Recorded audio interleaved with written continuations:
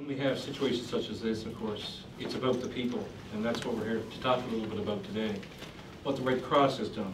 So 4 weeks ago today, we were all taken by surprise as a massive amount of rain changed many lives, particularly with this event in an instant.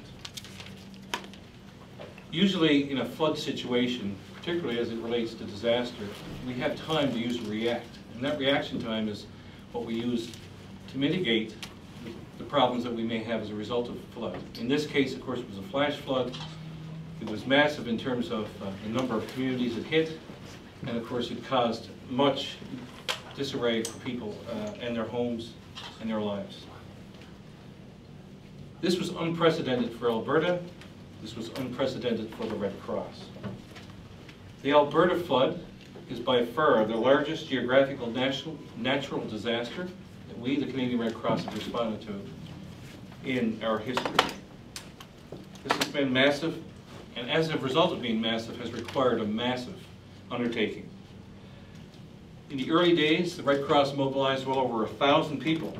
Equipment and supplies came from across this country. Our volunteers are the reason people look to the Red Cross vest in a sign that they have not been forgotten. Generous individuals, corporations, and donors have pledged millions of dollars to the Red Cross so we can help those affected.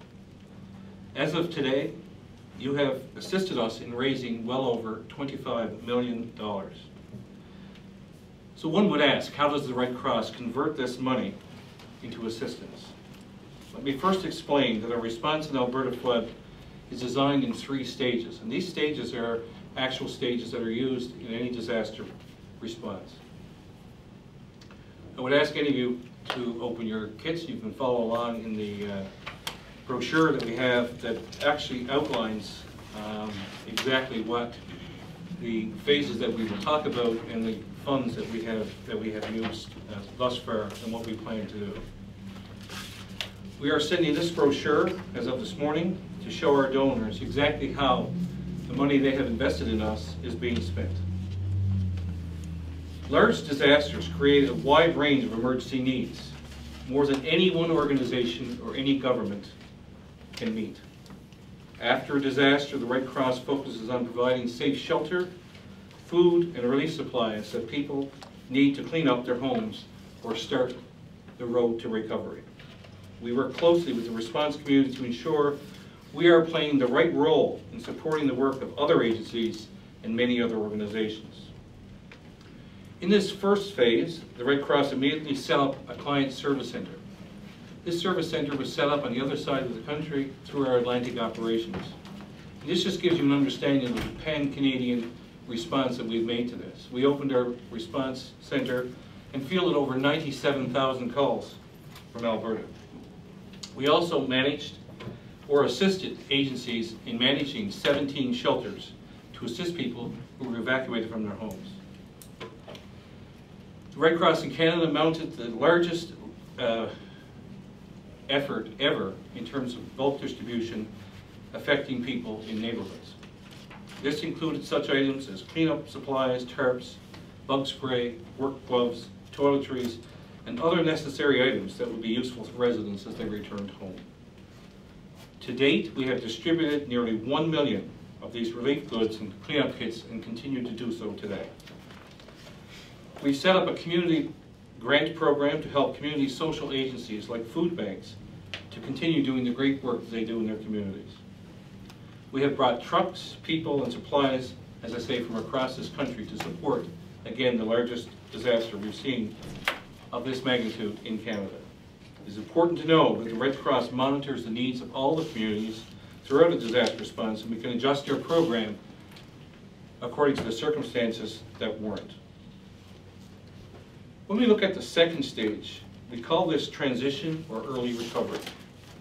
In this stage, Red Cross volunteer caseworkers are increasingly going door to door to visit to see how people are doing and what their needs might be as they surface. Keep in mind, people's needs from 1 month after a disaster could be quite different from what they were when the disaster first hit. In the coming days, the Red Cross caseworkers will be working one-on-one with families to assist with the recovery process and help with emergency medical needs, and assist those who need help registering for other assistance programs as they may be available. The Red Cross will be providing direct financial assistance on a case-by-case basis to people with verified disaster-caused needs that can't be addressed through our feeding and shelter services or referrals to other community programs.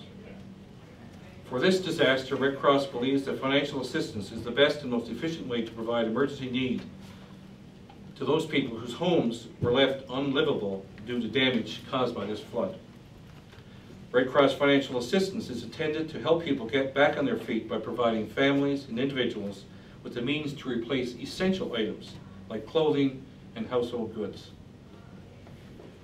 We, the Red Cross, make decisions about providing financial assistance on a disaster-by-disaster basis, and we continue to work closely with communities to identify their needs and set up these grant programs. The third stage, known as recovery, is where we help people with rent, perhaps in some cases their mortgage or other items already identified in the early recovery stage. The Red Cross will be there in these affected areas in the weeks, the months, as we get people back on their feet and help them to recover. Red Cross caseworkers are meeting one-on-one with people on matters such as family reunification, emergency needs, and recovery planning. These Red Cross workers are also helping people provide home repairs and partnering with other agencies to connect with them and other social service programs. We continue to listen to community and neighborhood leaders and discuss ways that we can support them in their means of supporting people on the ground. You can see how the money is allocated in each of our stages, and that the bulk of our spending is yet to come. That's the way, ladies and gentlemen, disaster works. Recovery is a marathon, it is not a sprint. But today, I'd like to give you more detail about how we are honoring the intent of the generous donations received to date. First of all, we opened the Alberta Trust Fund. To break down the $25 million fund that's been donated, we have spent just over $3 million in the early relief stage, and $2.5 million in-kind has also been spent. We will spend on the next phase about $6.5 million, which leaves us roughly $13 million for the recovery stage. I would point out that the fundraising campaign is still underway. As a matter of fact, I just left the office a few minutes ago and had an email from a company that's donating another $250,000 today. So money is still coming in, and these monies will be used in this trust fund to support people as we go forward. But what's more important is that we spend these funds wisely. In the immediate aftermath of a disaster, response organizations deliver emergency relief to thousands of people in shelters and neighborhood blocks, and that's exactly what we did in phase one. During the recovery work, we must look to people one-on-one to get back to helping them, assist them in getting back on their feet. As we receive more donations, we will be able to increase our reach with our clients and adjust the figures for the long-term recovery needs. As usual, we will be transparent about how the money is being spent, and we would encourage you to check our website regularly as we update the expenditures on this event. We are continuing to work with government and community partners as part of our comprehensive response to Albertans as they recover. We started the early recovery stage yesterday when we launched our recovery telephone line. People affected by the flood with immediate needs can now call for personal, confidential needs assessment. Once we've assessed their needs, we will meet with them and provide them with the necessary assistance.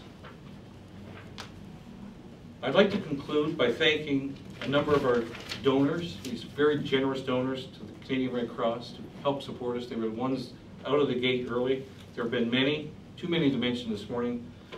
Walmart Canada, Royal Bank of Canada, Calgary Stampede, Shaw Communications, WestJet, the Calgary Flames, and many, many, many corporate individuals, and corporates and individuals have opened their hearts to help in this disaster. We, the Canadian Red Cross, have been doing this for over 100 years, and we know that affected people will be affected for a long time. I've often told a story about when you're at a disaster and the yellow tape goes up, and you're all familiar as journalists with the yellow tape that goes up. But once that yellow tape starts to blow in the wind, often the cameras are gone and people are gone away, you will find the Red Cross will still be there. That's their mission. First in, last out. And if you look to any of the history of disasters we've had, not only here in Canada but around the world, you'll see that that's what the Red Cross does. Many of us remember the devastation of Haiti several years ago. We have a 10-year program to support Haiti. In early, out late. That's what the Red Cross does. We will continue to support in many weeks to come, many months to come, hopefully not years, but if it requires that, we will be there. The Red Cross is about helping people rebuild their lives. It's about helping people understand that this is a devastation they will get over, they will be able to return to home, and they will be able to get back onto their lives. We are able to do that because the Canadian Red Cross relies on people in the community to support us financially. And as you can see this morning, these people that stand behind me with these vests, these are an army of volunteers that, as I say, come from across Canada to support this event. When we put out the call that we needed folks, we had them from every corner of the country, and we continue to bring them in to support us. I would like to take this opportunity to hail those people in the Red Cross Volunteer Network for supporting us, to thank them for taking time from their families, their summer vacations, to come here to support us in Alberta in our time of need. The Canadian Red Cross is committed to supporting them and working with all agencies throughout this great province.